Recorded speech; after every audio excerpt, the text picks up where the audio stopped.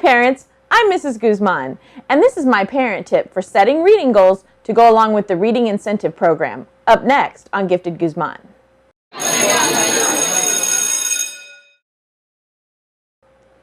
So parents, the children are back home now all summer long, and they're not going to be receiving any kind of instruction. They actually go through something that we teachers call summer slump, which means they forget a lot of what they've learned over the school year, and they kind of slide back and we have to reteach things at the beginning of the year. So you can help us now in order to keep them prepared for the school year and to keep their education moving forward. One way you can do that is by partnering reading goals with the Reading Incentive Program. One of the things I would recommend doing is getting a calendar. You can get a calendar either from the Dollar Tree, or you can actually print free ones online, so you don't have to purchase one. But sometimes it's just fun for the kids to have a character calendar to work with. I would number each of the weeks of summer. So there are 11 weeks for my school district for summer, so I've numbered the weeks for summer. And on the calendar, I would help my child plan out the books that they're reading. My recommendation for summer reading is that they read one book a week. This is different than in the school year where they're receiving instruction during the day and they're reading some throughout the day. During the school year, we only recommend that they have to read for 20 minutes a night. But during the summer, we recommend that they read a whole book all the way through every week. So in order to help them get used to that, they need some help planning, because often small children and even middle school age children and sometimes high school age children are not super great with planning. So they often need some help with planning out that book that they're going to read for the week.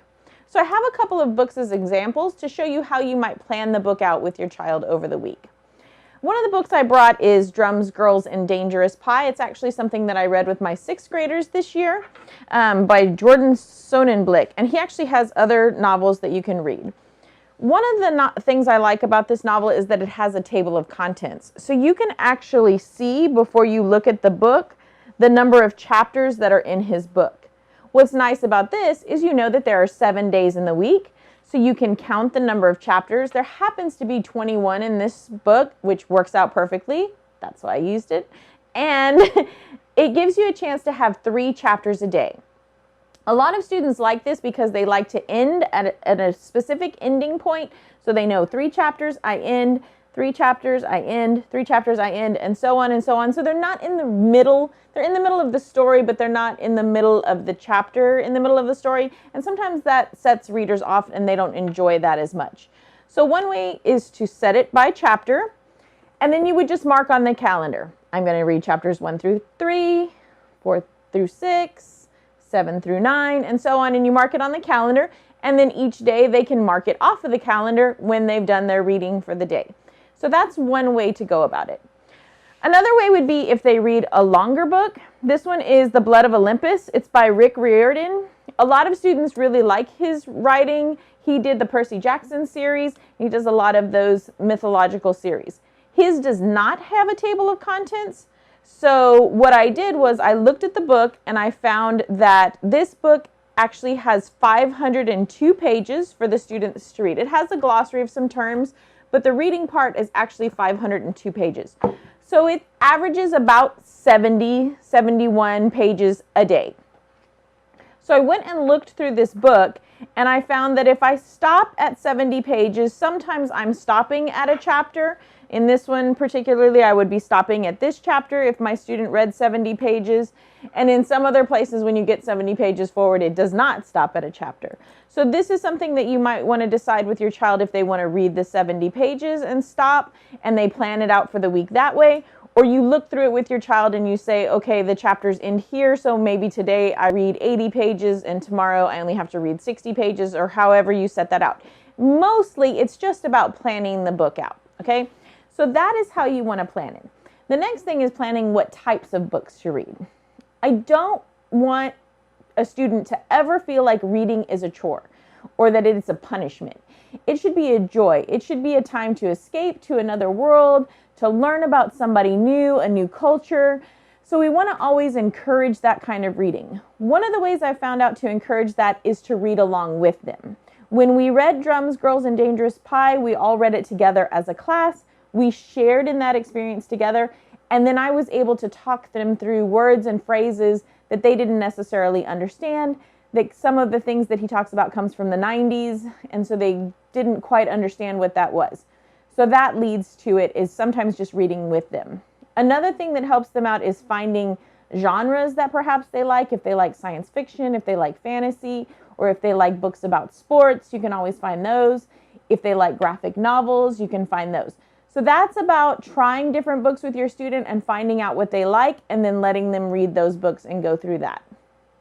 The last thing I want to talk about before I wrap this all up is I want you to think about reading fluency versus reading comprehension. So reading fluency means that your child can read the words. They can sound the words out, they can read them at a steady pace, they don't stumble over them too often. That's fluency. Fluency does not mean they understand what's happening in the story. When they understand what's happening in the story, that's reading comprehension. That's the most important thing to your student. It's important for us teachers, that's what we're trying to teach them, and it's important for them going forward, because if they can't comprehend what they're reading, they're not really getting any benefit out of it.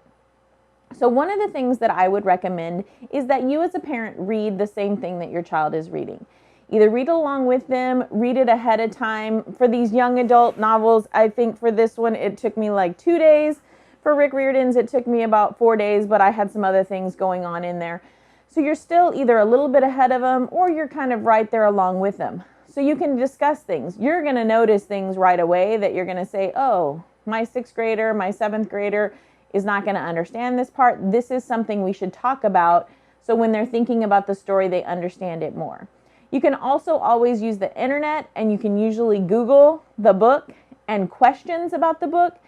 And teachers have questions about the book that pop up, and you can always ask your student those questions, and they usually come with answers. So it's kind of a cheat sheet for you, like having crib notes back in the day, where you can read this and ask them questions and get that same feeling of comprehension for them. So again, don't make the reading seem like a chore. It's like a fun family event. If this goes along with the incentive program, then they're getting those incentives for reading, and it's building up their reading prowess. We're thinking about reading comprehension. Do they know what's going on in the story, and do they enjoy it? So that's my parent tip for your setting your reading goals and for partnering that with the reading incentive program. I hope this helps. Read more.